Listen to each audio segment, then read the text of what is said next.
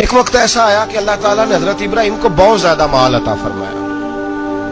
اتنے اونٹ گنے نہیں جاتے، گائیں اتنی زیادہ کہ شمار نہیں ہوتی، بکرے بکریاں اتنی زیادہ کہ شمار، بہت زیادہ مال اللہ نے عطا فرمایا. اور ابھی کچھ عرصہ پہلے آپ پیچھے جائیں نا تو جو لفظ مال تھا وہ روپے پہ تو بولا ہی نہیں جاتا تھا، وہ جانوروں پہ بولا جاتا تھا. بہت زیادہ مال اللہ نے دیا، بکریاں، گائیں، اونٹ، بیل، بڑا کچھ.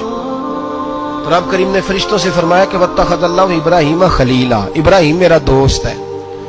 تو فرشتے کہنے لگے یا اللہ جسے اتنا کچھ دیا جائے اس نے دوست تو بننا ہی ہوتا ہے، تو نوازا ہی پڑا ہے، اتنا مال، اتنے کھیت کھلیان، اتنا کچھ.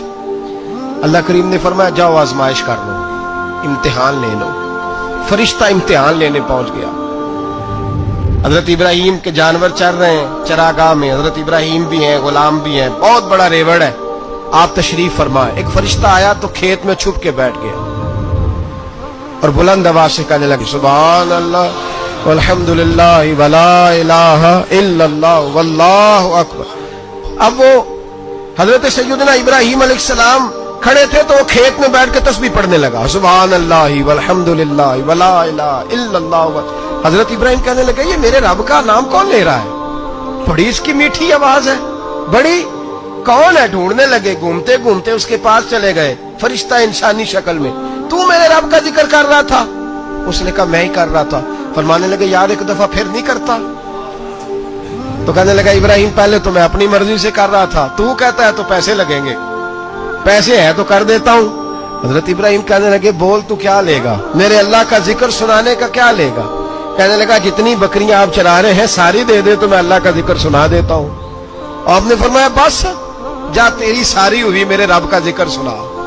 اور پھر شروع ہو گیا سبحان اللہ الحمدللہ ولا الہ الا اللہ واللہ اکبر.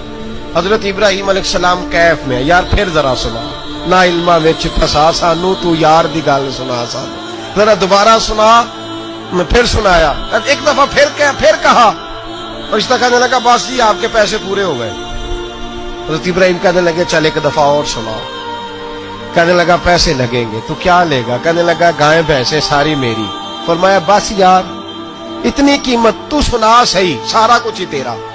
پھر شروع ہو گیا سبحان اللہ والحمدللہ ولا الہ الا اللہ واللہ اکبر. گائیں دے دی، بھینسیں دے دی، وہ ذکر سناتا ہے. حضرت ابراہیم کبھی مچلتے ہیں، کبھی روتے ہیں، کبھی آہیں بھرتے ہیں. تو میرے رب کا نام لے رہا ہے، ذرا پھر سے لے. کیف جاری ہے. کہنے لگا بس بھائی. حضرت ابراہیم فرمانے لگے تو اور لے لے جو لینا ہے، مجھے ذکر سنا.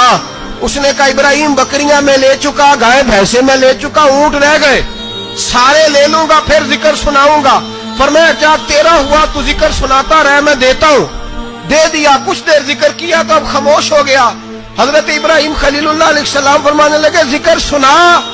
کہنے لگا ابراہیم اب تیرے پاس دینے کو کیا ہے؟ ہر چیز تو میں لے چکا.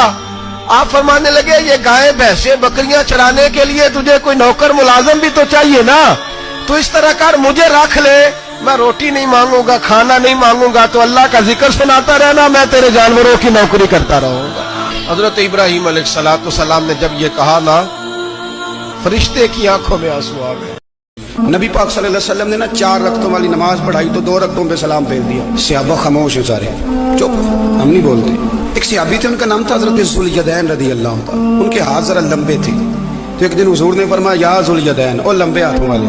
کوئی پوچھتا آپ کا نام کیا ہے تو کہتے نام وہی ہے جو نبی پاک نے رکھ دیا. 2 ہاتھوں والے نام پڑ گیا. باقی سارے لوگ خاموش بیٹھے، کوئی نہیں بولا. یہ ذرا سادے آدمی تھے، بولے لیکن بڑے ادب اداب کا خیال رکھ کے بولے. اٹھے، بات ساری اللہ کریم پہ ڈال دی. کہنے لگے یا رسول اللہ نے نماز چھوٹی کر دی ہے یا اللہ نے آپ کو بلا دیا ہے؟ تو حضور فرمانے لگے کیا ہو گیا ہے؟ حضور مجھے لگتا ہے آپ نے 2 رکعتیں پڑھائی ہیں. نبی پاک نے فرمایا کیوں بھی ابو بکر کتنی پڑھائی ہیں؟ عرض کی حضور مجھے کوئی نہیں پتا، میں تو پڑھنے آیا ہوں، کو رکھتے کتنی تھوڑی ہے، جتنی پڑھاؤ گے چپ کر کے پڑھ لیں گے. ایک بابا جی بولے، کہنے لگے نماز پڑھا کے میں تیم الویکا، مینو کعبہ بھول گیا آئی، بھول گئیاں نی سب سوم صلاتاں، ایک کو یار دا فکر پہ آئی.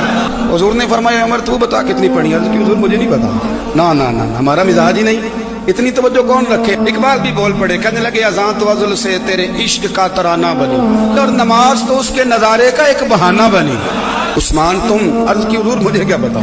हमारे तो अल्लाह ताला खैर करे, शगीर्द हमें बड़े मशवरे दे देते हैं, मुरीद आजकल बड़े सियाने मिलते हैं, वो पीरों को कई दफा बड़ी बड़ी जबरदस्त स्टोरियां सुना जाते हैं। हुज्जतुल विदा का खुतबा था, खुतबा हुज्जतुल विदा नबी पाक दे रहे थे। 9 ज़िलहज को होता है खुतबा, जुमे का दिन था, ज़िलहज का महीना था, कुर्बान जाऊं सहाबा की गुलामी। हुजूर ने पूछा आज तारीख क्या है, अर्ज की हुजूर नहीं पता। फरमाया दिन क्या है, हुजूर नहीं पता। फरमाया जगह कौन सी, अर्ज की हुजूर नहीं पता। इमाम जुरकानी कहते हैं किसी ने पूछा हजरत अनस बिन मालिक को तुम्हें नहीं पता था? फरमाया पता था। कहा बताया क्यों नहीं? फरमाया हमें क्या जरूरत है बताने की, महीना ज़िलहज का था, अगर हुजूर कह देते मुहर्रम है तो हमने मुहर्रम ही कर लेना था। जो महबूब कह दे, जैसे कह दें जैसे कर दें, जिस तरह वो कर दे। रसूल करीम सल्लल्लाहु अलैहि वसल्लम ने एक सहाबी से पूछा कि हुजूर पक्का नहीं पता, आपको ही पता है, आपके इल्म में है कितनी रकातें पढ़ाई हैं? अल्लाह के रसूल सल्लल्लाहु अलैहि वसल्लम ने ना बार बार पूछा का हुजूर लग रहा है पर सही पता आपको यह कितनी रकातें पढ़ी हैं? आला हज़रत हदीस लिखते हैं तो फरमाते हैं भाई ये सारा कुछ क्या हो रहा है? जब बात तय हो गई तो नबी पाक ने फरमाया भाई 2 ही पढ़ी हैं, मुझे यही लगता है। इस तरह करो, उठो 2 रखते और पढ़े।